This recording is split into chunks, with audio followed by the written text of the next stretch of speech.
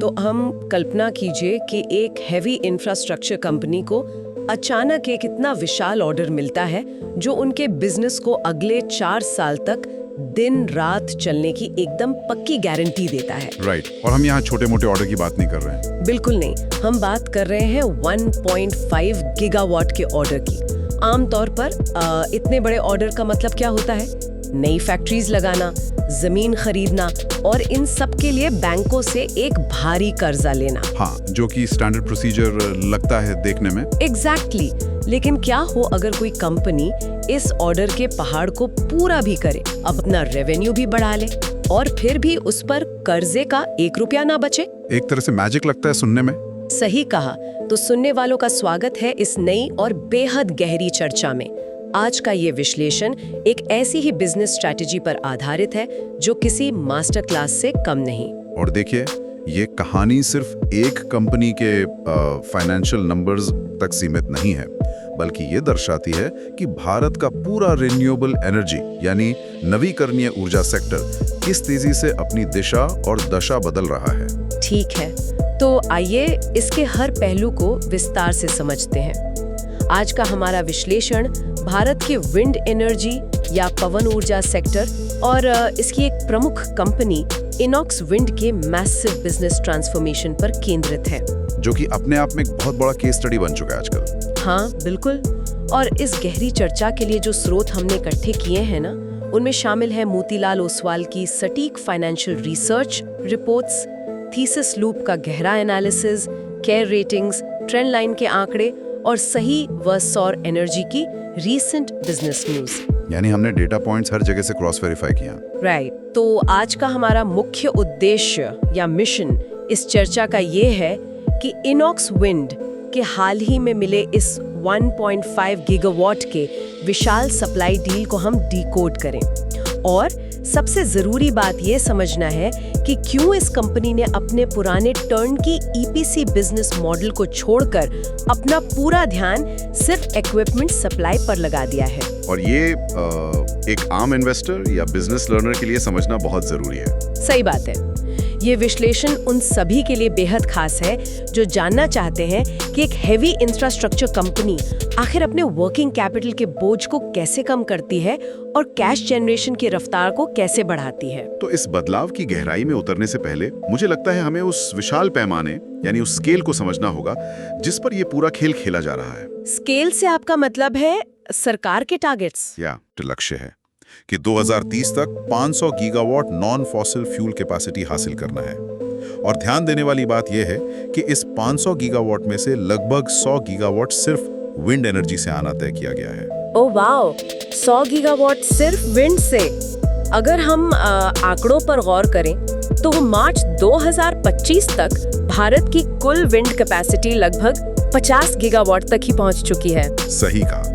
तो इसका सीधा सा मतलब यह है कि अगले 5 से 6 सालों में इस कैपेसिटी को दुगना करना होगा। यानी पिछले 2 दशकों में जो काम हुआ है उतना ही काम अब अगले कुछ सालों में करना है।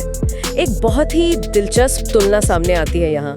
2030 तक भारत के कुल रिन्यूएबल एनर्जी मिक्स में विंड एनर्जी का हिस्सा लगभग 20% होने की उम्मीद है, जो कि अभी भी ग्लोबल स्टैंडर्ड से थोड़ा कम ही है अगर देखा जाए तो। कि हम तो यूएस और जर्मनी में ये हिस्सा 39% है, चाइना में 33% और यूके में तो 42% है। राइट। तो इन आंकड़ों से एक बात स्पष्ट होती है कि भारत में विंड एनर्जी के विस्तार के लिए अभी जमीन बहुत बड़ी और खाली है। मतलब ग्रोथ का पोटेंशियल मैसिव है। और उस खाली जमीन को भरने की शुरुआत किस पैमाने पर हो रही है, इसका सबसे बड़ा उदाहरण वो ऐतिहासिक एग्रीमेंट है जो जून 2026 में आयनोक्स विंड ने आयनोक्स क्लीन के साथ साइन किया। वही 1.5 गीगावाट वाला एग्रीमेंट। हाँ, इस एग्रीमेंट के तहत आयनोक्स विंड 1500 मेगावाट यानी 1.5 गीगावाट के विंड टर्बाइन जनरेटर सप्लाई करेगी, ये आयनोएक्स विंड के इतिहास का अब तक का सबसे बड़ा सिंगल सप्लाई एग्रीमेंट है। और इस एक डील ने नंबर्स को पूरी तरह फ्लिप कर दिया है। टोटली। ये आंकड़ा चौंकाने वाला इसलिए है क्योंकि इस एक डील ने आयनॉक्स विंड के टोटल ऑर्डर बुक को 3.1 गीगावाट से बढ़ाकर सीधे 4.6 गीगावाट पर पहुंचा दिया है। एक ही झटके में लगभग 48.3% की छलांग, जो कि एक मैच्योर इंडस्ट्री में बहुत रेयर होता है। ऐसे अगर हम थोड़ा आसान भाषा में समझें तो ये कुछ वैसा ही है जैसे किसी बड़े रेस्टोरेंट को अचानक अगले 4 साल तक हर रोज हजारों लोगों का खाना बनाने का एक गारंटीड केटरिंग कॉन्ट्रैक्ट मिल जाए। हाँ, और उन्हें अब ये चिंता नहीं करने की कल ग्राहक आएंगे या नहीं। एग्जैक्टली। उन्हें 36 से 48 महीने की एकदम क्लियर रेवेन्यू विजिबिलिटी मिल गई है। लेकिन यहाँ मेरे दिमाग में एक क्रिटिकल सवाल उठ रहा है। बोलिए। देखिए, इनॉक्स क्लीन इन्हीं की अपनी ग्रुप कंपनी है, यानी इनकी सिस्टर कंपनी। क्या अपनी ही ग्रुप कंपनी पर इतनी बड़ी निर्भरता सच में एक ताकत है? क्या ये एक तरह की कैप्टिव डिपेंडेंसी नहीं बन सकती? मतलब बाहर मार्केट में लड़ने के बजाय बस घर के ऑर्डर्स पे जिंदा रहना। हाँ, मेरा मतलब वही था। खुले और कॉम्पिटिटिव मार्केट में लड़ने के बजाय क्या ये बेसिक मजबूरी तो नहीं बन जाएगी आगे चलकर? ये एक बहुत ही वाजिब सवाल है, पर यहाँ जो सबसे हैरान करने वाली बात है वो ये कि इनॉक्स क्लीन का अपना एक अलग और बेहद महत्वाकांक्षी लक्ष्य है। अच्छा, उनके भी अपने अग्रेसिव टारगेट्स हैं। बिल्कुल। इनॉक्स क्लीन ने FY29 तक 14 गीगावाट की टोटल रिन्यूएबल कैपेसिटी बनाने का टारगेट रखा है, और इस 14 गीगावाट में से लगभग 20 से 30% हिस्सा सिर्फ विंड पावर का होने वाला है। ओके, तो ये पाइपलाइन काफी लंबी है। हाँ, तो जब इनॉक्स विंड को इस 14 गीगावाट के पाइपलाइन से जोड़ा जाता है तो यह सिर्फ एक टेम्परेरी सहारा नहीं रह जाता।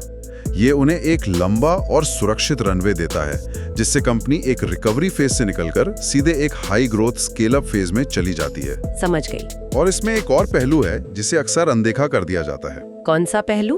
O&M, यानी ऑपरेशंस एंड मेंटेनेंस। देखिए, जब कोई कंपनी टरबाइन बनाती है और लगाती है तो कहानी वहां खत्म नहीं होती। राइट, उसको मेंटेन भी तो करना पड़ेगा। एग्जैक्टली। उस टरबाइन को अगले 20 से 25 साल तक चलाना होता है, उसका रखरखाव करना होता है। इस कैप्टिव ऑर्डर की वजह से आयनॉक्स विंड के पास ना सिर्फ टरबाइन मैन्युफैक्चरिंग का काम है, बल्कि उन्हें अगले 25 सालों तक लगातार आने वाला एक गारंटीड O&M कैश फ्लो भी मिल गया है। ओह वाओ, तो ये एक रिकरिंग रेवेन्यू मॉडल बन गया। हाँ, ये एक तरह से एन्युटी बिजनेस बन जाता है, जहां हर साल बिना ज्यादा लागत के एक निश्चित आमदनी होती रहती है। तो एसेंशियली उन्हें सिर्फ एक बार प्रोडक्ट बेचने का पैसा नहीं मिल रहा, बल्कि उस प्रोडक्ट की पूरी लाइफ साइकिल से एक स्टेडी इनकम स्ट्रीम बन रही है। सही पकड़ा आपने। ऑर्डर बुक 4.6 गीगावाट तो हो गई और विजिबिलिटी भी मिल गई, लेकिन मुझे लगता है इस डीप डाइव का सबसे दिलचस्प हिस्सा अब शुरू होता है। ऑर्डर पूरा करने की जो स्ट्रैटेजी आयनॉक्स की कल थी ना, वो आज बिल्कुल बदल चुकी है। आप EPC पिवट की बात कर रही हैं? हाँ, रिसर्च रिपोर्ट्स बताती हैं कि लगभग 2 साल पहले आयनॉक्स विंड का ऑर्डर बुक पूरी तरह से टर्न की EPC लेड था। EPC यानी इंजीनियरिंग, प्रोक्योरमेंट एंड कंस्ट्रक्शन, जिसमें सब कुछ कंपनी को ही करना होता था। राइट, जिसमें जमीन खरीदना, सड़कें बनाना और बिजली के तार बिछाना सब शामिल था। लेकिन अब उनका ध्यान predominantly equipment supply led model पर हो गया है, यानी सिर्फ कोर इक्विपमेंट बेचने पर। हाँ, मार्च 2025 यानी FY25 के आंकड़ों पर गौर करें तो उनकी ऑर्डर बुक में 58% हिस्सा एंड टू एंड टर्नकी का था और 42% इक्विपमेंट सप्लाई का। और अब ये इक्विपमेंट सप्लाई का हिस्सा और तेजी से बढ़ाया जा रहा है। ये बिजनेस मॉडल पिवट सच में एक फैसिनेटिंग केस स्टडी है। पर मुझे यहाँ एक बात समझ नहीं आ रही। देखिए, टर्नकी EPC का मतलब है कि एक बिल्डर क्लाइंट को पूरा घर A to Z बनाकर दे रहा है। कॉन्ट्रैक्टर भी वही, जमीन का प्रबंधन भी उसका और कंस्ट्रक्शन भी उसका। हाँ, टॉप लाइन रेवेन्यू काफी बड़ा होता है उसमें। वही तो, इसमें रेवेन्यू का आंकड़ा बहुत बड़ा होता है। वहीं दूसरी तरफ इक्विपमेंट सप्लाई का मतलब है कि वो बिल्डर अब सिर्फ ईंट और सीमेंट बेच रहा है, घर बनाने का काम किसी और का। राइट। तो एक हैवी इंफ्रास्ट्रक्चर कंपनी पूरे प्रोजेक्ट का इतना बड़ा रेवेन्यू क्यों छोड़ रही है? ऊपर से देखने पर तो ये मुझे पैसे को टेबल पर छोड़ने जैसा लग रहा है। ऊपर से देखने में बिल्कुल ऐसा ही लगता है, लेकिन बैलेंस शीट के अंदर की सच्चाई कुछ और होती है। इसे समझने के लिए वर्किंग कैपिटल पेन के मैकेनिज्म को समझना बहुत जरूरी है। वर्किंग कैपिटल पेन, ये पेन कहाँ से आता है? देखिए, टर्नकी प्रोजेक्ट्स में सिर्फ फैक्ट्री में टरबाइन बनाना शामिल नहीं होता। उसमें सबसे बड़ा और अनिश्चित रिस्क होता है जमीन का अधिग्रहण, यानी लैंड एक्विजिशन। अच्छा, जमीन क्लियर करवाना। हाँ, भारत में जमीन खरीदना, स्थानीय लोगों और किसानों से सम्मति लेना, राइट ऑफ वे क्लियर करना और सरकार से कई तरह के एनवायरमेंटल अप्रूवल्स लेना, इन सब कामों में महीनों बल्कि सालों लग सकते हैं। ओह, ओके। तो इस देरी का फाइनेंशियल असर सीधा बैलेंस शीट पर पड़ता होगा। बिल्कुल। कंपनी ने टरबाइन बनाने में जो करोड़ों रुपए लगाए हैं, वो पैसा उस वक्त तक फंसा रहता है जब तक पूरा प्रोजेक्ट बनकर ग्रिड से जुड़ नहीं जाता। मतलब आपने अपना काम कर दिया, मशीनरी तैयार कर दी, लेकिन क्योंकि जमीन क्लियर नहीं हुई या अप्रूवल नहीं मिला, तो आप क्लाइंट से पूरा पैसा नहीं मांग सकते। एकदम सटीक। और जब पैसा इतने लंबे समय तक सिस्टम में फंसा रहता है, तो नए ऑर्डर्स को पूरा करने के लिए कंपनी को अपने ऑपरेशंस चलाने के लिए और कर्जा लेना पड़ता है। बैंक लोन्स लेने पड़ते हैं। हाँ, इस वर्किंग कैपिटल के चक्रव्यूह में फंसकर इस बिजनेस मॉडल को तेजी से बड़ा करना, यानी हर साल स्केल करना, बेहद रिस्की हो जाता है। अब समझ आई बात। अब इसके विपरीत आप इक्विपमेंट सप्लाई मॉडल के मैकेनिक्स को देखिए। इसमें कंपनी ने अपनी फैक्ट्री में टरबाइन बनाई, क्लाइंट के साइट पर सप्लाई किया और उन्हें अपने पैसे तुरंत मिल गए। जमीन का मसला और बाकी इंफ्रास्ट्रक्चर का दर्द अब क्लाइंट का है। एग्जैक्टली। इस मॉडल में कैश कन्वर्जन साइकिल बहुत तेजी से घूमता है। कंपनी की वर्किंग कैपिटल इंटेंसिटी काफी कम हो जाती है, जिसका परिणाम ये होता है कि उनका ऑपरेटिंग स्ट्रक्चर बहुत ज्यादा स्केलेबल बन जाता है। तो वो जमीन के चक्कर में फंसे बिना तेजी से हजारों टरबाइन्स बना और बेच सकते हैं। एसेंशियली उन्होंने बड़े रेवेन्यू के लालच को छोड़कर फास्ट मूविंग कैश फ्लो को चुना। Smart move, right? बहुत स्मार्ट। लेकिन रिपोर्ट्स में ये भी जिक्र है कि उन्होंने ईपीसी मॉडल को पूरी तरह से बंद नहीं किया है। अगर इक्विपमेंट सप्लाई इतना ही अच्छा है, तो पूरा ईपीसी बंद क्यों नहीं कर दिया उन्होंने? ये उनकी रिस्क मिटिगेशन स्ट्रैटेजी का एक हिस्सा है एक्चुअली।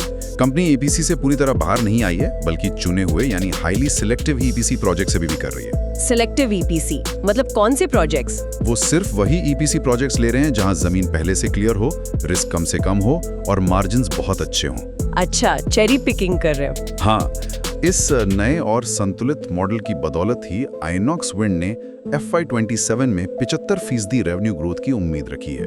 और सबसे महत्वपूर्ण आंकड़ा ये है कि उन्हें 20% से ज्यादा EBITDA मार्जिन की उम्मीद है। वाओ, यहाँ थोड़ा रुकते हैं।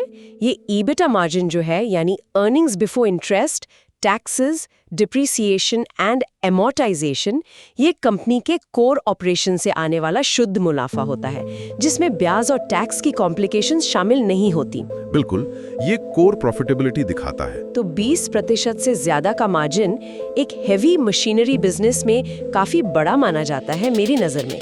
ये क्लियरली दिखाता है कि उनका ध्यान अब सस्ते और फंसे हुए रेवेन्यू की बजाय प्योर ऑपरेशनल प्रॉफिटेबिलिटी पर है। और ये प्रॉफिटेबिलिटी तभी आती है जब आपका पैसा सिस्टम में नहीं फंसता और लगातार घूमता रहता है। तो ये तो बात हो गई आयोनॉक्स के इंटरनल स्ट्रैटेजी की। ईपीसी छोड़ना और इक्विपमेंट पर फोकस करना एक समझदारी भरा कदम लगता है।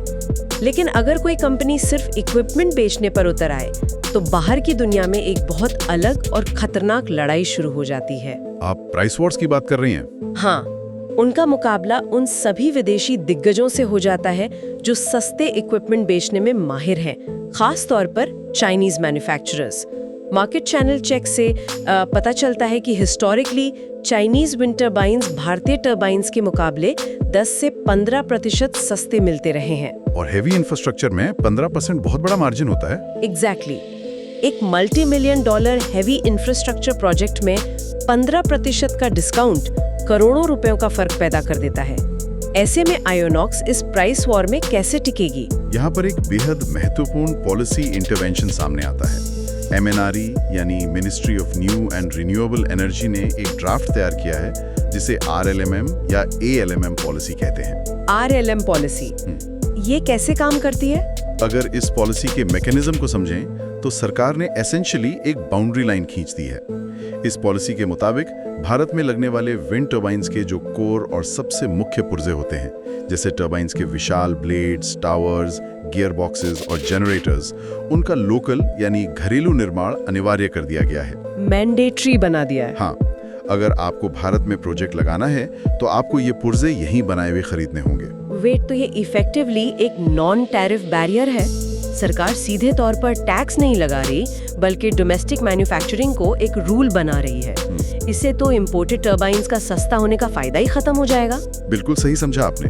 ये RLMM पॉलिसी उन फॉरेन कॉम्पिटिटर्स, विशेषकर चाइनीज मैन्युफैक्चरर्स के उस 10 से 15% वाले प्राइसिंग एडवांटेज को पूरी तरह बेअसर करने का काम करती है। राइट, क्योंकि अब सस्ते पुर्जे इंपोर्ट करना आसान नहीं होगा। हाँ, जब नियम ये हो कि सप्लाई चेन लोकली सोर्स्ड होनी चाहिए, तो सस्ते इंपोर्टेड पुर्जों पर टिकी प्राइसिंग स्ट्रेटजीज अपने आप ढेर हो जाती हैं। और यहाँ ध्यान देने वाली बात यह है कि इस पॉलिसी शिफ्ट का फायदा उठाने के लिए आइनॉक्स विंड पहले से ही एकदम सटीक पोजीशन में है। वो किस तरह?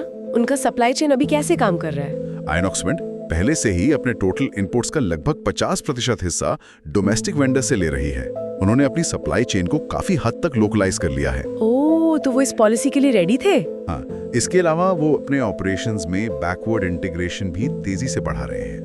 बैकवर्ड इंटीग्रेशन का मतलब है कि जो काम या सर्विस वो पहले बाहर से लेते थे, अब वो खुद कर रहे हैं। जैसे कि कुछ स्पेसिफिक एग्जाम्पल? जैसे कि प्रोजेक्ट्स के इंस्टॉलेशन के लिए उन्होंने इन हाउस क्रेन्स का प्रबंधन कर लिया है, जिससे थर्ड पार्टी इक्विपमेंट रेंट करने की भारी लागत बचती है। तो जब ये RLMM पॉलिसी पूरी तरह और सख्ती से लागू होगी, आयनॉक्स के लिए मार्केट शेयर बढ़ाना काफी आसान हो जाएगा। सही बात है। ये इंपोर्ट सब्स्टिट्यूशन की नीति उनके और उन जैसे दूसरे घरेलू निर्माताओं के लिए किसी गेम चेंजर से कम नहीं है। यहाँ एक स्पष्टीकरण देना जरूरी है।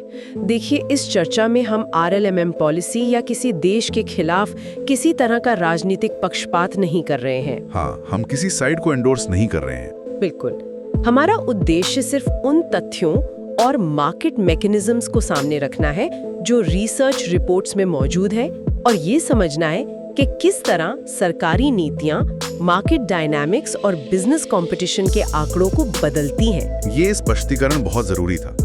हमारा पूरा विश्लेषण सप्लाई चेन इकोनॉमिक्स और बिजनेस स्ट्रेटेजी तक ही सीमित है। तो अब एक नया चित्र सामने आता है यहाँ पर। आयनॉक्स विंड के पास 4.6 गीगावाट के विशाल ऑर्डर्स का पहाड़ है। EPC के जमीन वाले झमेलों से वो बाहर आ चुके हैं, और RLMM पॉलिसी ने उनके सस्ते कॉम्पिटिटर्स के रास्ते लगभग बंद कर दिए हैं। देखा जाए तो सब कुछ उनके पक्ष में लग रहा है। हाँ, पर एक बहुत व्यवहारिक समस्या मुझे अभी भी दिख रही है। इन हजारों टर्बाइन्स को हवा में हाथ घुमाकर तो बनाया नहीं जा सकता ना? हवा में तो नहीं बनेगा, ऑब्वियसली फैक्ट्री चाहिए। वही तो, इन्हें फिजिकली बनाने के लिए नई फैक्ट्रीज, भारी मशीनरी और नए निर्माण केंद्रों की जरूरत पड़ेगी। हेवी इंफ्रास्ट्रक्चर में कैपेबिलिटी बढ़ाने का मतलब है बेहिसाब पूंजी, यानी कैपिटल एक्सपेंडिचर।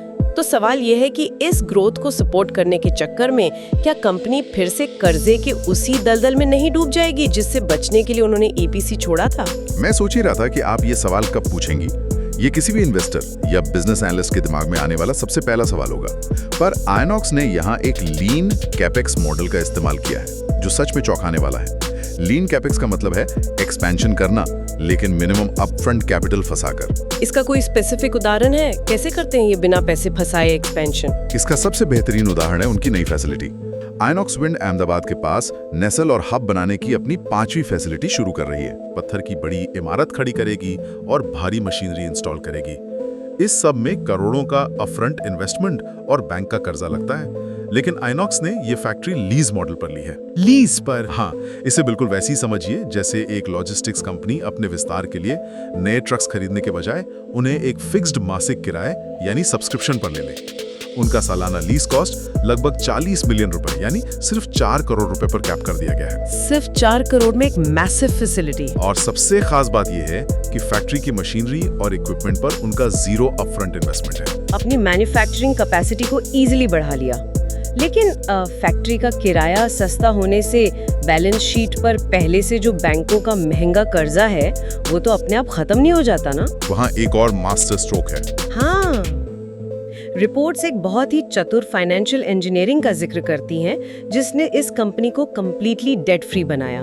ये NCPRPS का क्या मैकेनिज्म था? प्रमोटर्स ने आखिर क्या किया? इसे थोड़ा विस्तार से समझाइए। ये इस पूरे टर्न अराउंड की सच में सबसे मास्टर स्ट्रोक फाइनेंशियल स्ट्रैटेजी थी। हुआ ये कि फाइनेंशियल ईयर 24 के पहले क्वार्टर में आइनॉक्स विंड के प्रमोटर्स यानी मालिकों का हिस्सा कंपनी में 54.07% था। अगले कुछ महीनों में उन्होंने अपना ये हिस्सा लगातार कम किया और फाइनेंशियल ईयर 25 के चौथे क्वार्टर तक इसे 33.83% पर ले आए। यानी लगभग 20% हिस्सा उन्होंने बेच दिया। हाँ, उन्होंने अपना लगभग 20% हिस्सा मार्केट में बड़े मार्की इन्वेस्टर्स को बेच दिया। अब इस बिक्री से उन्हें हजारों करोड़ रुपए मिले। आमतौर पे प्रमोटर्स ये पैसा अपनी जेब में रख लेते हैं, लेकिन उन्होंने ऐसा नहीं किया। उन्होंने इस पैसे को वापस कंपनी के अंदर डाल दिया। एक मिनट, उन्होंने अपना हिस्सा बेचा और वही कैश कंपनी में वापस डाल दिया। पर किस रूप में? बैंक लोन्स चुकाने थे तो क्या सीधे पैसे दे दिए? सीधे पैसे नहीं दिए, उन्होंने इस कैपिटल को non convertible redeemable preference shares यानी कि NCRPS के रूप में कंपनी में डाला। ये टेक्निकल टर्म थोड़ा कॉम्प्लेक्स लग रहा है। अगर इसे टेक्निकल जार्गन से बाहर निकालकर समझें तो प्रमोटर्स ने इफेक्टिवली कंपनी को एक ऐसा कर्जा दिया जो इक्विटी की तरह बिहेव करता है और उस पर ब्याज दर यानी कूपन रेट मात्र 0.01% तय की गई। मात्र 0.01%? ये तो प्रैक्टिकली इंटरेस्ट फ्री यानी बिना ब्याज का पैसा हो गया। एग्जैक्टली। कंपनी ने इस सस्ते पैसे का इस्तेमाल किया और मार्केट के उन सभी महंगे बैंक लोन्स को पूरी तरह चुका दिया जिन पर उन्हें भारी ब्याज देना पड़ रहा था। नतीजा क्या निकला? सितंबर 2024 यानी 2Q FY25 आते आते INOX wind interest bearing net debt free बन गई। इनक्रेडिबल। कंपनी का मुनाफा बैंकों के ब्याज चुकाने में नहीं जाएगा बल्कि सीधे उनके कैश रिजर्व्स को बढ़ाएगा। ये सच में ध्यान आकर्षित करने वाला मूव है। प्रमोटर्स ने अपना स्टेक डाइल्यूट करके कंपनी की बैलेंस शीट की पूरी तरह से सफाई कर दी। अब उनके पास ऑर्डर है, पॉलिसी सपोर्ट है और सर पर ब्याज का कोई बोझ नहीं है। इस मजबूत फाइनेंशियल स्थिति के साथ आइनॉक्स अब अपने सबसे बड़े टेक हथियार को मैदान में ला रही है। आप आइनॉक्स DF145 की बात कर रही हैं। हाँ, वो हथियार है उनका नया turbine platform INOX DF45। Reports बताती हैं कि ये कोई आम टर्बाइन डिजाइन नहीं है। बिल्कुल नहीं। आइनॉक्स DF145 एक 3 मेगावाट का टर्बाइन प्लेटफॉर्म है और इसकी इंजीनियरिंग भारत की भौगोलिक स्थिति को ध्यान में रख के की गई है। यानी इंडिया स्पेसिफिक डिजाइन है। हाँ, इसे विशेष रूप से लो विंड स्पीड्स यानी कम हवा की रफ्तार वाले क्षेत्रों के लिए डिजाइन किया गया है। इसके मैकेनिक्स को समझना बड़ा दिलचस्प है। देखिए, भारत के ज्यादातर हिस्सों में हवा की रफ्तार उतनी तेज नहीं होती जितनी यूरोप के समुद्र तटों पर होती है। यहाँ की हवा थोड़ी धीमी और जेंटलर होती है। तो धीमी हवा से एफिशिएंसी कैसे बढ़ाते हैं? इस धीमी हवा से ज्यादा ऊर्जा निकालने के लिए इस टर्बाइन में विशाल रोटर स्वीप्स दिए गए हैं। आप इन रोटर्स को ऐसे जायंट आर्म्स की तरह समझ सकते हैं जो हल्की हवा को भी कैप्चर करके बहुत ही एफिशिएंसी के साथ पावर में कन्वर्ट कर लेते हैं। वाओ! ये स्पेसिफिक एरोडायनामिक्स उनका एक बड़ा टेक्निकल मोट यानी कंपैरेटिव फासला तय करती है। और मुझे लगता है इनोवेशन यहाँ रुक नहीं रही है।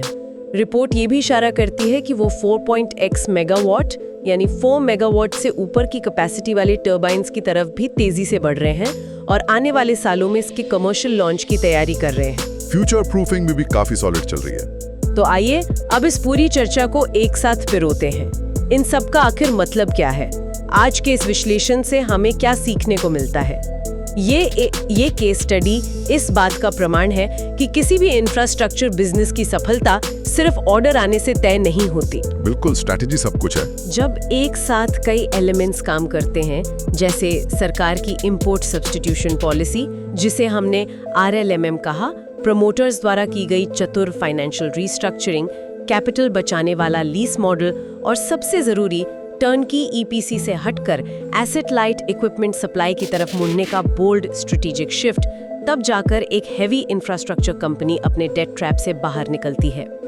ये आसान नहीं होता, पर यहाँ ये परफेक्टली एग्जीक्यूट हुआ है। हाँ, ये क्लियरली दिखाता है कि कैसे एक कंपनी वर्किंग कैपिटल के जाल से आजाद होकर एक Tier 1 एनर्जी मेजर के रूप में उभर सकती है। ये सच में एक परफेक्ट मास्टर क्लास है। पर आप जानती हैं कि जहाँ इतनी सफलता होती है, वहाँ कुछ नए इम्तिहान भी छुपे होते हैं। अगर हम इन सारे डॉट्स को जोड़ें तो एक बात भूलनी नहीं चाहिए। कौन सी बात? इनॉक्स विंड ने जो ये बेहतरीन टर्न अराउंड किया है, इसके पीछे सबसे बड़ा आधार स्तंभ उनकी सिस्टर कंपनी इनॉक्स क्लीन का वो 14 गीगावाट का पाइपलाइन है।